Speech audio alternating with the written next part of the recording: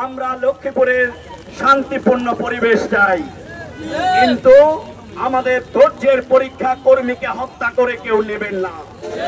একদিকে কর্মী হত্যা হবে আর আরেকদিকে ধৈর্যের উপদেশ, দুটি একসাথে চলতে পারে না।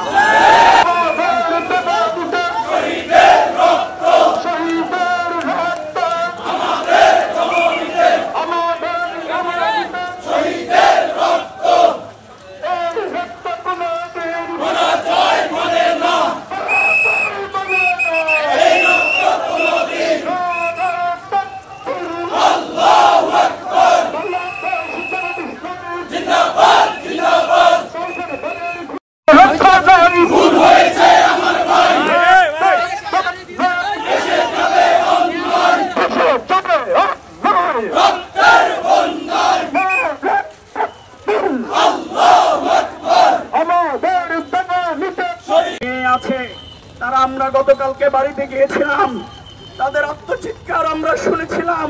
তারা বারবার বলছে যে আমাদের বাবারই নিহত হয়েছে, কিন্তু আমরা এখনো নিরাপত্তাহীনতায় আছি, কারণ খুনিরা এখনো তাদের বাড়ির আশপাশে ঘোরাফেরা করে।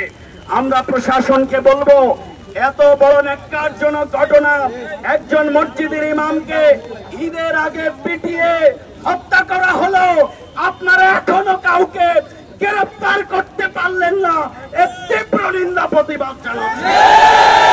তাই সংগ্রামী বন্ধুগণ, আমরা লক্ষ্মীপুরের শান্তিপূর্ণ পরিবেশ চাই, কিন্তু আমাদের ধৈর্যের পরীক্ষা কর্মীকে হত্যা করে কেউ নেবেন না। একদিকে কর্মী হত্যা হবে আর আরেকদিকে ধৈর্যের উপদেশ, দুটি একসাথে চলতে পারে না। আমরা এখনো আমাদের কর্মীদেরকে বলবো, গতকালকে এই মামলাটি রুজু হয়েছে, আমরা মনে করি 24 ঘন্টা নয়, কয়েক ঘন্টার মধ্যেই এই সন্ত্রাসীদের গ্রেফতার করতে হবে। এসপি সাহেব বলেছেন, আমাকে বললেন যে আমরা সন্ত্রাসীদের খুঁজতেছি। আমি বললাম, আপনারা সেই পুলিশে তো গত 15 বছর আমরা যেখানেই থাকতাম আমাদেরকে ধরে নিয়ে আসতে পারতেন, এখন কেন আপনারা পারেন না আমাদের?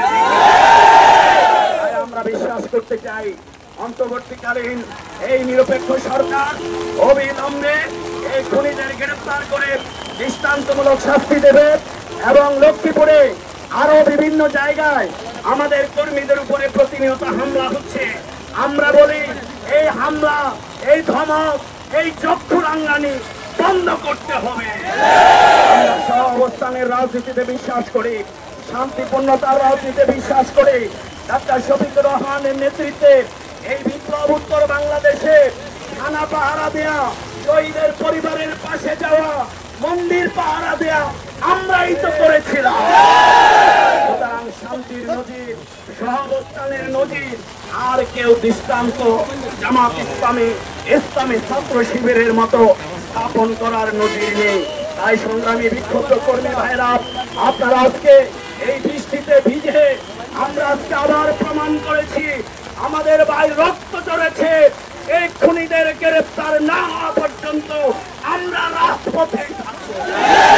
For more updates, follow us on Facebook, subscribe our YouTube channel, get the latest update on www.daily-sun.com.